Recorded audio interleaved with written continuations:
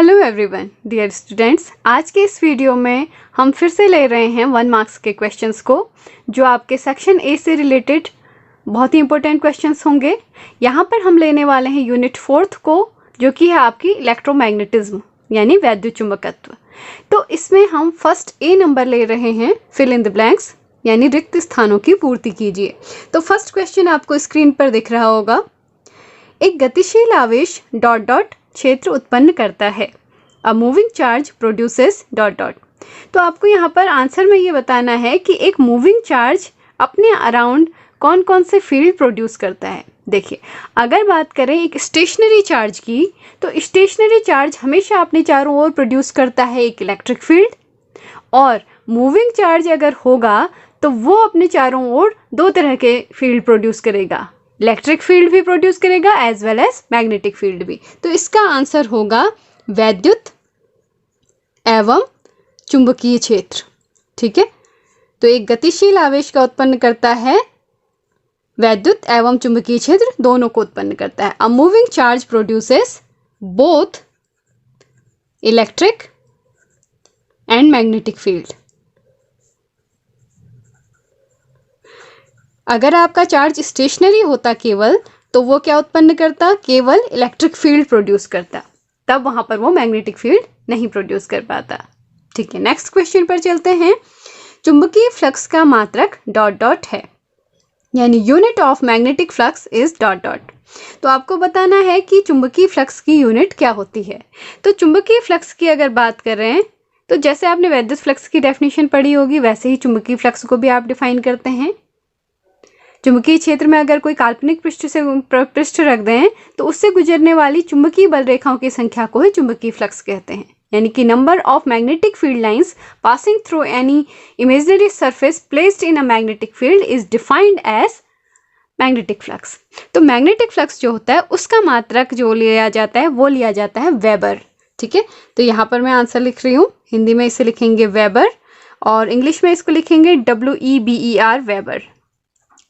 ठीक है, third question पर चलते हैं। थर्ड क्वेश्चन है आपका, लेंज का नियम डॉट डॉट संरक्षण के सिद्धांत पर आधारित है। Lenz law is based on the principle of conservation of dot dot. तो देखिए, लेंज का नियम आपको कहाँ पर पढ़ने को मिलता है, Faraday's law of electromagnetic induction की जब आप बात करते हैं, जो फैराडे के वैद्युत चुंबकीय प्रेरण संबंधी आप 2 नियम पढ़ते हैं, उसमें से ही एक कॉन्सिक्वेंस निकल के आपका आता है जो लेंज लॉ के नाम से जाना जाता है, जो ये बताता है कि किसी परिपथ में प्रेरित धारा की दिशा सदैव ऐसी होती है कि वो उसी कारण का विरोध करती है जिससे वो उत्पन्न हुई होती है। यानी कि किसी सर्किट में अगर करंट इंड्यूस हुई है, तो वो उसी कॉज को अपोज करेगी जिससे वो खुद प्रोड्यूस हुई है। ठीक है, तो बात करें लेंज लॉ की, तो ये एनर्जी कंजर्वेशन के प्रिंसिपल को बताता है। तो यहाँ पर हम क्या लिखेंगे आंसर, लेंज का नियम ऊर्जा संरक्षण के सिद्धांत पर आधारित है। कहने का मतलब है Lenz law is based on the principle of conservation of energy. ठीक है, तो ये इसका आंसर है। अच्छा, एक बात और मैं आपको बता दूं कि ये 1 मार्क्स के क्वेश्चन जो मैं आपको करा रही हूँ, अभी तक मैंने यूनिट 1, 2 और 3 के आंसर आपको करा रखे हैं 1 मार्क्स के।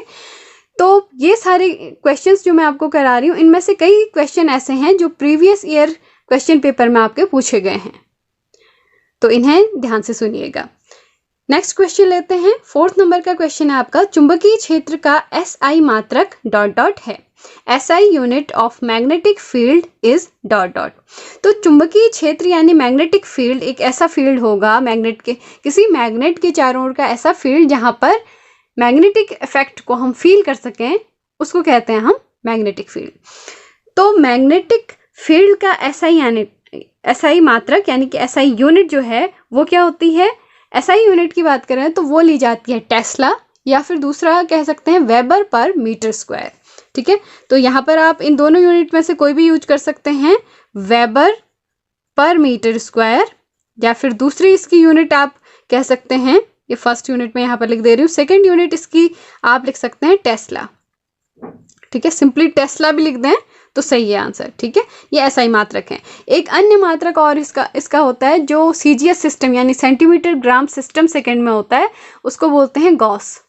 ठीक है, और 1 टेस्ला इक्वल्स होता है 10⁴ गॉस, ठीक है। तो ऐसा ही unit of magnetic field is, या तो आप लिख दीजिए टेस्ला, या फिर आप चाहें तो लिख सकते हैं वेबर पर मीटर स्क्वायर, ठीक है। नेक्स्ट क्वेश्चन पर चलते हैं। नेक्स्ट क्वेश्चन है 5th नंबर का आपका, एक आवेश चुंबकीय क्षेत्र की दिशा के समांतर गतिशील है, इस पर कार्य करने वाला बल equals dot dot, a charge is moving parallel to a magnetic field, force acting on it is dot dot. तो आपको बताना है कि अगर एक चार्ज मैग्नेटिक फील्ड में उसकी डायरेक्शन के पैरेलल मूव कर रहा है तो उस पर कितना फोर्स लगेगा। तो चलिए इसके लिए आपको पहले एक फॉर्मूला पता होना चाहिए। अगर कोई भी चार्ज मैग्नेटिक फील्ड में, अगर कोई चार्ज Q है और वो मैग्नेटिक फील्ड B में V वेलोसिटी से मूव करता है, ठीक है, Q नाम का चार्ज मैग्नेटिक फील्ड B में V वेलोसिटी से मूव करता है। Q आवेश है, B चुंबकीय क्षेत्र का मान है और V आपकी उस चार्ज पार्टिकल की वेलोसिटी यानी वेग है, ठीक है। तब उस चार्ज पार्टिकल Q पर लगने वाला फोर्स दिया जाता है लॉरेंट्ज फोर्स के द्वारा, ठीक है। तो यहाँ पर मैग्नेटिक फोर्स जो उस चार्ज पर लगेगा वो होता है QVB साइन थीटा, ठीक है। थीटा क्या होता है? थीटा वो एंगल होता है जिस एंगल से वो चार्ज्ड पार्टिकल उस फील्ड में एंटर कर रहा है, यानी जो आवेशित कण चुंबकीय क्षेत्र से जो दिशा बनाते हुए उसमें एंटर करेगा, ये वो थीटा एंगल है, ठीक है। तो यहाँ इस केस में, इस क्वेश्चन में क्या कहा गया था कि जो चार्ज पार्टिकल है, आवेशित कण है, वो फील्ड के पैरेलल यानी समांतर गतिशील है। कहने का मतलब है समांतर जब होती है चीज तो आपको क्या लेना पड़ता है, थीटा वहां पर 0 डिग्री, ठीक है। तो 0 डिग्री यहाँ पर आप रख देंगे तो F इक्वल्स क्या हो जाएगा आपके पास, QVB साइन 0 डिग्री, ठीक है। और साइन 0 डिग्री की वैल्यू आपको पता है, साइन 0 डिग्री होता है 0, तो ये हो जाएगा QVB इंटू 0 और ये पूरी वैल्यू आ जाएगी 0। तो फोर्स यहाँ पर कितना लगेगा, 0। तो चार्ज पार्टिकल अगर मैग्नेटिक फील्ड के पैरेलल मूव कर रहा है तो वहां पर उस पर जो फोर्स लगेगा वो होगा 0, ठीक है, यानी कि 0, ठीक है। तो इट इज 0, ठीक है। आशा है आपको इस समझ में आ गया होगा। फॉर्मूला आपको पता होना चाहिए तो आप 1 मार्क्स के क्वेश्चंस इजीली बना सकते हैं, ठीक है। नेक्स्ट क्वेश्चन पर चलते हैं। 6th नंबर का क्वेश्चन है, शंट एक डॉट डॉट प्रतिरोध का तार होता है। Shunt is a dot dot resistance wire. तो आपको बताना है कि शंट जो है वो किस तरह के तार को कहते हैं, यानी ऐसे तार का प्रतिरोध कितना होता है। तो शंट जो है वो एक निम्न प्रतिरोध का तार होता है, यानी लो रेजिस्टेंस वायर होता है, ठीक है। तो शंट आपने वर्ड सुना होगा, सर्किट में हम जब यूज करते हैं शंट तो कुछ नहीं है, शंट एक लो रेजिस्टेंस का वायर होता है, ठीक है। 7th नंबर का क्वेश्चन है, आदर्श वोल्टमीटर का प्रतिरोध डॉट डॉट होता है। Resistance of an ideal voltmeter is dot dot. तो देखिए वोल्टमीटर की अगर बात करें तो प्रैक्टिकल फॉर्म में जितने भी आपके पास वोल्टमीटर होते हैं उन सभी का रेजिस्टेंस हाई होता है, यानी वोल्टमीटर का प्रतिरोध हमेशा उच्च होता है। तो अगर हम आइडियल वोल्टमीटर की बात करें, आदर्श एक वोल्टमीटर की बात करें, तो उसका प्रतिरोध क्या होगा, सबसे उच्च कितना हो सकता है, इनफाइनाइट, ठीक है। तो यानी आदर्श वोल्टमीटर का प्रतिरोध कितना होता है, हम मानते हैं उसे अनंत, यानी कि इनफाइनाइट, ठीक है। तो यहां पर आप इसको लिख सकते हैं इनफाइनाइट, ठीक है। रियल में आपके पास ऐसा वोल्टमीटर कोई भी अवेलेबल नहीं होता है प्रैक्टिकल लाइफ में जो आपका इनफाइनाइट रेजिस्टेंस का हो, लेकिन आइडियल कंडीशन की बात करें तो आइडियल वोल्टमीटर का रेजिस्टेंस इनफाइनाइट होता है, ठीक है। ये क्वेश्चन आपका एग्जामिनर भी आपसे पूछ सकता है, ठीक है। अगर एग्जामिनर आपसे प्रैक्टिकल आपका कुछ इस तरह का आता है कि conversion of galvanometer into voltmeter, तो उसमें वो आपसे ये चीज पूछ सकते हैं, ठीक है। नेक्स्ट क्वेश्चन पर चलते हैं। 8th नंबर का क्वेश्चन है, आदर्श एमीटर का प्रतिरोध डॉट डॉट होता है। Resistance of an ideal ammeter is dot dot. तो आपको बताना है आदर्श एमीटर का प्रतिरोध कितना होता है। अब देखिए एमीटर जो हम किसी भी सर्किट में यूज करते हैं कभी भी, तो एमीटर का रेजिस्टेंस हमेशा लो होता है, यानी निम्न होता है, ठीक है। तो आदर्श एमीटर, आदर्श कंडीशन क्या हो सकती है, सबसे कम कितना हो सकता है, 0, ठीक है। तो आदर्श एमीटर का प्रतिरोध कितना होता है? 0 होता है। ठीक है, तो इंग्लिश में यहाँ पर resistance of an ideal ammeter is 0। ठीक है, तो आदर्श वोल्टमीटर का प्रतिरोध तो अनंत होता है और आदर्श एमीटर का प्रतिरोध 0 होता है, यानी आइडियल वोल्टमीटर का रेजिस्टेंस इनफाइनाइट और आइडियल एमीटर का रेजिस्टेंस होता है 0। तो चलिए 9th नंबर का क्वेश्चन लेते हैं। 9th नंबर का क्वेश्चन है, चुंबकीय क्षेत्र में आवेशित कण पर लगने वाला बल ... होता है यदि कण का वेग 0 हो। The force acting on a charged particle in magnetic field is ... if its velocity is 0। तो यहाँ पर देखिए, यहाँ पर ये कहना चाहता है कि मैग्नेटिक फील्ड में आपका एक चार्ज्ड पार्टिकल लिया है जिसकी वेलोसिटी है 0। तो आपको बताना है कि उस समय उस चार्ज्ड पार्टिकल पर कितना फोर्स वर्क करेगा। तो देखिए, वही बात हम अभी फिर से लेते हैं कि अगर कोई charged particle Q v velocity से मैग्नेटिक फील्ड B में थीटा एंगल बनाते हुए एंटर करता है तो उस पर फोर्स कितना लगता है? F इक्वल्स होता है वहां पर QVB साइन थीटा। ठीक है, और इस केस में ये कहता है कि जो चार्ज्ड पार्टिकल है उसका वेग यानी वेलोसिटी है 0। ठीक है, तो यहाँ पर आपको v के प्लेस पर रख देना है 0, तो ऑब्वियसली फोर्स कितना हो जाएगा? 0 इस पूरे से मल्टीप्लाई हो जाएगा, तो आंसर कितना आ जाएगा आपके पास? 0। ठीक है, तो देखिए यहाँ पर आप अगर पार्टिकल फील्ड की डायरेक्शन के साथ 0 डिग्री बनाता है तो तब भी फोर्स निकाल सकते हैं। 90 डिग्री एंगल पर जा रहा है तब भी फोर्स काउंट कर सकते हैं। वेलोसिटी आपको पता है तब भी आप फोर्स निकाल सकते हैं। ठीक है, ये सारी चीज़ें आपको पता हैं तो आप फोर्स को यहाँ पर काउंट कर सकते हैं। अच्छा, यहाँ पर एक क्वेश्चन और बन सकता है कि यदि न्यूट्रॉन मैग्नेटिक फील्ड में एंटर करता है तो उस पर फोर्स कितना लगेगा? अब न्यूट्रॉन आपको पता है इलेक्ट्रिकली न्यूट्रल होता है, उसके पास कोई चार्ज नहीं होता, यानी चार्ज उसके पास क्या होता है? 0। तो उस केस में न्यूट्रॉन पर जो फोर्स लगेगा वो भी कितना होगा? 0। ऐसे ही अगर हम गामा रेज की बात करें तो गामा रेज अगर मैग्नेटिक फील्ड में डाली जाएं तो वो अनडिफ्लेक्टेड रहती हैं, यानी कहने का मतलब है उन पर कोई भी फोर्स वर्क नहीं करता है। तो इस क्वेश्चन का आंसर क्या होगा? चुंबकीय क्षेत्र में आवेशित कण पर लगने वाला बल कितना होता है? 0, यानी कि 0 होता है। ठीक है, यदि कण का वेग 0 हो। चलिए नेक्स्ट क्वेश्चन लेते हैं। नेक्स्ट क्वेश्चन है आपका 10th नंबर का, दो समांतर धारावाही चालकों में धारा प्रवाह की दिशा समान होने पर चालक ... बल का अनुभव करेंगे। In two parallel current carrying conductors, the direction of flow of current is same. The conductor will feel ... force. ठीक है, तो यहाँ पर इस कंडीशन को मैं आपको डायग्राम बना के बताती हूँ। मान लीजिए आपके पास ये फर्स्ट तार है AB नाम का, ठीक है, और ये दूसरा तार है CD नाम का। ठीक है, अब ये क्वेश्चन में क्या कह रहा है? दो समांतर धारावाही चालक। ठीक है, यानी ये दो आपके पास करंट कैरिंग कंडक्टर हैं। ठीक है, और दोनों एक दूसरे के समांतर रख दिए हैं, पैरेलल। धारावाही चालक कह रहे हैं यानी इनमें धारा बह रही है, करंट फ्लो कर रही है। तो करंट क्या कह रहा है?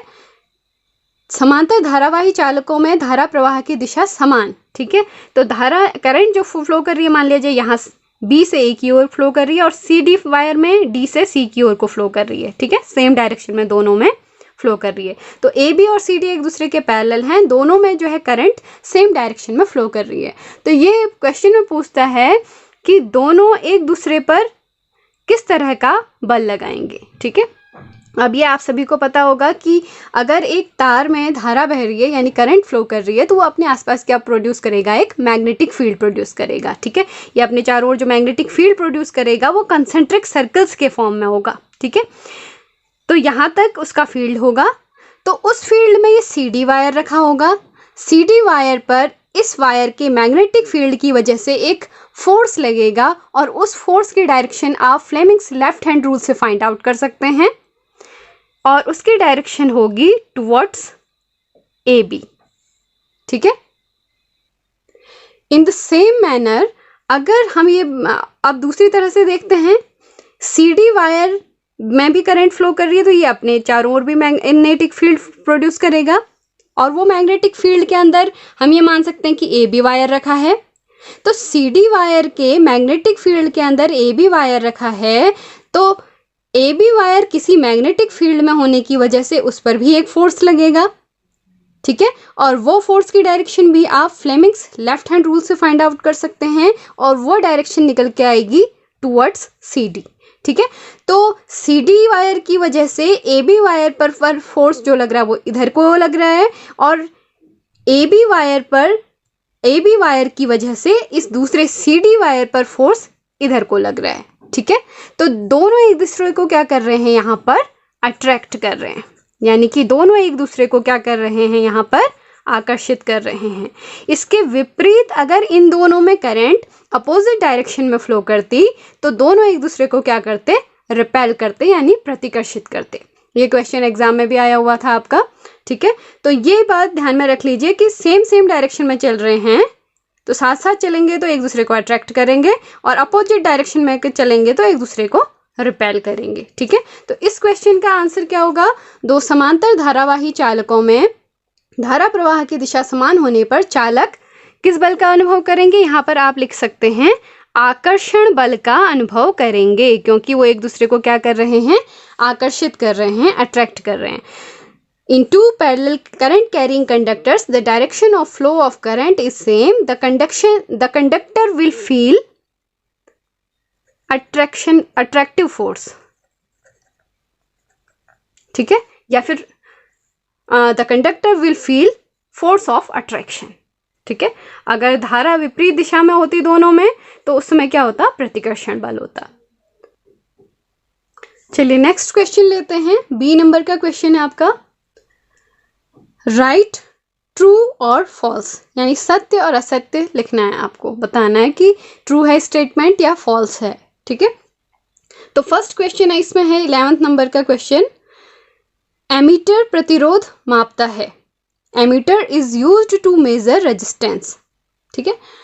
तो एमीटर नाम की जो डिवाइस होती है, आपको पता होगा कि एमीटर हमेशा किसी भी परिपथ में लगाया जाता है तो वो बताता है इलेक्ट्रिक करंट के अमाउंट को, यानी कि परिपथ में विद्युत धारा कितनी बह रही है आपको उसका अमाउंट बताता है, ठीक है। तो एमीटर प्रतिरोध मापता है, ये स्टेटमेंट क्या है, फॉल्स है, क्योंकि एमीटर क्या मापता है, अमाउंट ऑफ इलेक्ट्रिक करंट, या फिर सीधे शब्दों में कह सकते हैं इलेक्ट्रिक करंट को मेजर करता है, विद्युत धारा को मापता है, ठीक है।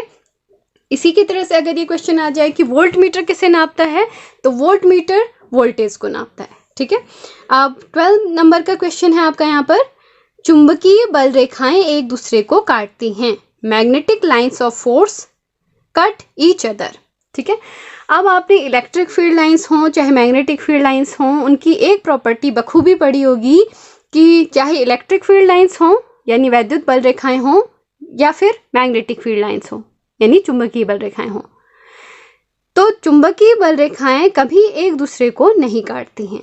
इन द सेम मैनर वैद्युत बल रेखाएं भी एक दूसरे को नहीं काटती हैं, ठीक है। क्योंकि अगर चुंबकीय बल रेखाएं एक दूसरे को काटेंगी तो जो कटान बिंदु होगा, ठीक है, इंटरसेक्शन पॉइंट होगा, यानी वहां पर आप क्या कर सकते हैं, दो टेंजेंट ड्रॉ कर सकते हैं, और दो टेंजेंट हमेशा क्या बताता है, अगर किसी आप मैग्नेटिक फील्ड लाइंस पर टेंजेंट ड्रॉ करते हैं तो वहां पर वो उस मैग्नेटिक फील्ड की डायरेक्शन को बताता है, ठीक है। तो मैग्नेटिक फील्ड लाइंस एक दूसरे को कट करेंगी कहीं पर, तो इंटरसेक्शन वाले पॉइंट पर आप दो टेंजेंट ड्रॉ कर सकते हैं, ठीक है, और इसका मतलब होगा कि वहां पर उस फील्ड की दो डायरेक्शन आपको दिखेंगी, ठीक है। यहाँ पर आप एग्जाम्पल के थ्रू इसको समझ सकते हैं। सपोज ये दो मैग्नेटिक फील्ड लाइन एक दूसरे को कट कर रही हैं, ठीक है। ये एक मैग्नेटिक फील्ड लाइन M1 थी और ये मैग्नेटिक फील्ड लाइन M2 थी, ठीक है। दोनों एक दूसरे को इस पॉइंट पर कट कर रही थी। तो देखिए यहाँ पर आप दो टेंजेंट ड्रॉ कर सकते हैं, ठीक है, और एक इधर को एक इधर को, ठीक है। तो ये दो डायरेक्शन, एक डायरेक्शन ये बन जाएगी, एक डायरेक्शन ये बन जाएगी, ठीक है। तो एक ही पॉइंट पर मैग्नेटिक फील्ड की दो डायरेक्शन कभी भी नहीं हो सकती हैं, ठीक है, ये संभव नहीं है, क्योंकि मैग्नेटिक फील्ड अगर एक वेक्टर क्वांटिटी है तो इसकी एक डेफिनेट डायरेक्शन होती है, ठीक है। तो कभी भी चुंबकीय बल रेखाएं एक दूसरे को नहीं काटती हैं। इन द सेम मैनर वैद्युत बल रेखाएं भी कभी एक दूसरे को नहीं काटती हैं, यानी magnetic lines of force never cut each other. तो इसने ये जो स्टेटमेंट लिखा है कि चुंबकीय बल रेखाएं एक दूसरे को काटती हैं, ये फॉल्स स्टेटमेंट है, यानी कि ये असत्य कथन है। ठीक है, नेक्स्ट क्वेश्चन को लेते हैं। 13th नंबर का क्वेश्चन है, अल्फा कण चुंबकीय क्षेत्र द्वारा विक्षेपित नहीं होते हैं। Alpha particles are not deflected by a magnetic field. ठीक है, अच्छा अब पहले बात कर लेते हैं अल्फा पार्टिकल्स पर क्या कोई चार्ज होता है। तो आप जानते होंगे कि अल्फा पार्टिकल्स जो होते हैं वो पॉजिटिवली चार्ज्ड होते हैं, और मैग्नेटिक फील्ड में अगर कोई चार्ज पार्टिकल मूव कर रहा है तो उस पर फोर्स जरूर लगता है, यानी कि वो डिफ्लेक्ट जरूर होगा। तो अल्फा कण चूंकि पॉजिटिवली चार्ज होते हैं इसलिए वो चुंबकीय क्षेत्र द्वारा विक्षेपित अवश्य होंगे। ठीक है, तो ये स्टेटमेंट जो इसने लिखा है कि अल्फा कण चुंबकीय क्षेत्र द्वारा विक्षेपित नहीं होते हैं, यानी कि alpha particles are not deflected by a magnetic field, this is a false statement, यानी ये एक असत्य कथन है। ठीक है, क्योंकि अल्फा कण चुंबकीय क्षेत्र द्वारा विक्षेपित होते हैं। 14th नंबर का क्वेश्चन है, किसी परिपथ में एमीटर को समांतर क्रम में तथा वोल्टमीटर को श्रेणी क्रम में जोड़ा जाता है। In any circuit, ammeter is connected in parallel and voltmeter is connected in series. तो यहाँ पर ये जो स्टेटमेंट है आपका, ये स्टेटमेंट ट्रू है या फॉल्स है ये आपको बताना है। तो देखिए, कभी भी किसी सर्किट में एमीटर को हमेशा जोड़ा जाता है श्रेणी क्रम में यानी सीरीज में, और वोल्टमीटर को हमेशा जोड़ा जाता है समांतर क्रम में यानी पैरेलल में। लेकिन यहाँ पर इसका जस्ट अपोजिट लिखा है, यहाँ इसने एमीटर को समांतर क्रम में लिखा है जो कि गलत है। क्यों? क्योंकि एमीटर को हमेशा श्रेणी क्रम में जोड़ा जाता है, और यहाँ पर इसने लिखा है वोल्टमीटर को श्रेणी क्रम में जोड़ा जाता है। ठीक है, तो ये गलत लिखा है क्योंकि वोल्टमीटर को समांतर क्रम में जोड़ा जाता है यानी पैरेलल में जोड़ा जाता है। तो ये स्टेटमेंट आपका क्या होगा? फॉल्स स्टेटमेंट, यानी ये कथन भी क्या है आपका? असत्य। ठीक है, नेक्स्ट क्वेश्चन लेते हैं। 15th नंबर का क्वेश्चन है, एक धारावाही परिनालिका दंड चुंबक की भांति व्यवहार करती है। A solenoid acts as a bar magnet. ठीक है, तो सोलेनॉइड आपको पता होगा उसका स्ट्रक्चर कैसा होता है। एक कार्डबोर्ड के टुकड़े पर कॉपर वायर को अगर लपेट के आप एक स्ट्रक्चर बनाते हैं तो वो सोलेनॉइड कहलाता है। ठीक है, तो उसमें करंट आप अगर फ्लो करवाएं तो ऑब्वियसली अगर किसी तार में धारा बहती है तो वो अपने चारों ओर एक मैग्नेटिक फील्ड प्रोड्यूस करता है। तो सोलेनॉइड जब आपका बन जाता है, उसमें करंट फ्लो करती है तो वो एक मैग्नेट की तरह से बिहेव करता है। ठीक है, और जिसका एक पोल नॉर्थ पोल बन जाता है और दूसरा पोल साउथ पोल बन जाता है। तो कह सकते हैं कि वो एक बार मैग्नेट यानी दंड चुंबक की भांति व्यवहार करता है। तो ये स्टेटमेंट आपका क्या होगा? ट्रू, यानी कि ये एक सत्य कथन है। ठीक है, नेक्स्ट 16th नंबर के क्वेश्चन पर चलते हैं। एक सीधे धारावाही चालक के कारण उत्पन्न चुंबकीय बल रेखाएं संकेंद्रीय वृत्तों के रूप में होती हैं। Magnetic field lines due to a straight current carrying conductor are in the form of concentric circles. ठीक है, तो आपको ये जरूर पता होगा कि अगर एक तार में धारा बह रही है, ठीक है, एक वायर है आपके पास जिसमें करंट फ्लो कर रही है, तो उसके आसपास अगर आप मैग्नेटिक फील्ड लाइंस को ड्रॉ करेंगे कभी, तो वो आपको हमेशा मिलेंगी कंसेंट्रिक सर्कल्स के फॉर्म में, यानी संकेंद्रीय वृत्तों के रूप में मिलेंगी। ठीक है, जिसकी दिशा आप इस तरह से डिटरमाइन कर सकते हैं, right hand thumb rule, right hand ये थंब रूल की तरह से इसे डिटरमाइन कर सकते हैं। ठीक है, आप अपनी उंगलियों को इस तरह से रैप कर दीजिए और अंगूठे को इस डायरेक्शन में रखिए। तो जिस डायरेक्शन में आपकी का करंट फ्लो कर रही है, अगर अंगूठा उस डायरेक्शन में है तो आपकी जो उंगलियां जिस डायरेक्शन में लपेटी गई हैं वो मैग्नेटिक फील्ड लाइंस की डायरेक्शन को बताएगा। ठीक है, तो यहाँ पर सिर्फ आपको ये डायग्राम ड्रॉ करने का मकसद केवल इतना ही था कि जो एक करंट कैरिंग कंडक्टर वायर है वो अपने आसपास जो मैग्नेटिक फील्ड लाइंस प्रोड्यूस करता है वो कंसेंट्रिक सर्कल्स के फॉर्म में होती हैं। ठीक है, यानी संकेंद्रीय वृत्तों के रूप में होती हैं जिनका केंद्र जो वो वायर होता है। ठीक है, तो ये स्टेटमेंट क्या होगा आपका? ट्रू, यानी कि ये एक सत्य कथन है। अगर एक करंट कैरिंग कंडक्टर के आसपास मैग्नेटिक फील्ड लाइंस ड्रॉ कर रहे हैं तो वो संकेंद्रीय वृत्तों के रूप में होती हैं। ठीक है, अब नेक्स्ट क्वेश्चन है 17th नंबर का। 1 Tesla equals 10 to the power 4 Gauss तो अभी मैंने कुछ देर पहले आपको ये बताया था कि 1 टेस्ला जो होता है वो किसके इक्वल होता है, 10⁴ गॉस के इक्वल होता है। ठीक है, ये जो टेस्ला है ये चुंबकीय क्षेत्र का मात्रक है SI सिस्टम में। ठीक है, और जो ये गॉस है वो चुंबकीय क्षेत्र का मात्रक है CGS सिस्टम में। ठीक है, मैग्नेटिक फील्ड की यूनिट्स ये गॉस है CGS सिस्टम में और टेस्ला है SI सिस्टम में, या फिर MKS सिस्टम भी कहते हैं उसे। ठीक है, नेक्स्ट लास्ट नंबर का क्वेश्चन, लास्ट 18th नंबर का क्वेश्चन है, अमीटर एक निम्न प्रतिरोध का धारामापी है। Ammeter is a low resistance galvanometer. अच्छा, बात करें गैल्वेनोमीटर की तो ये क्वेश्चन भी बन सकता है कि गैल्वेनोमीटर क्या नापता है। ठीक है, या फिर इस तरह का क्वेश्चन दिया जा सकता है कि गैल्वेनोमीटर परिपथ में डॉट डॉट के लिए इस्तेमाल किया जाता है। तो गैल्वेनोमीटर हमेशा परिपथ में धारा की उपस्थिति को बताता है, यानी करंट उस सर्किट में है या नहीं इसको बताता है। ठीक है, तो एमीटर जो है वो एक तरह से लो रेजिस्टेंस का गैल्वेनोमीटर होता है। ये कथन जो है, ये स्टेटमेंट आपका एकदम सत्य है, यानी कि ये स्टेटमेंट ट्रू है। हमने ऊपर वाले स्टेटमेंट को ट्रू नहीं लिखा था, उसे लिख देते हैं, वो स्टेटमेंट भी आपका ट्रू था। ठीक है, तो ये क्वेश्चंस थे, टोटल 18th क्वेश्चन थे यूनिट 4th इलेक्ट्रोमैग्नेटिज्म से रिलेटेड। इससे पहले मैंने यूनिट 1st, 2nd और 3rd के 1 मार्क्स के क्वेश्चन बना के इस चैनल पर अपलोड किए हैं। अगर आपने अभी तक वो वीडियोस नहीं देखे तो उन्हें ज़रूर देख लीजिएगा, क्योंकि इस बार आपकी जो एग्ज़ाम की गाइडलाइंस चेंज हुई हैं, एग्ज़ाम का जो पैटर्न चेंज हुआ है उसके अकॉर्डिंग सेक्शन ए में आपके 25 क्वेश्चंस पूछे जाने हैं और उसमें से आप 20 क्वेश्चंस के आपको आंसर देने हैं। तो ये एक बहुत अच्छा मौका है आपके मार्क्स को इम्प्रूव करने का। तो वीडियो अच्छा लगा हो तो इसे लाइक कर दीजिएगा, शेयर और सब्सक्राइब जरूर कीजिएगा, अपने फ्रेंड्स को भी बताइएगा, और तब तक के लिए पढ़ते रहिए। मिलते हैं नेक्स्ट वीडियो में। Thanks for watching this video.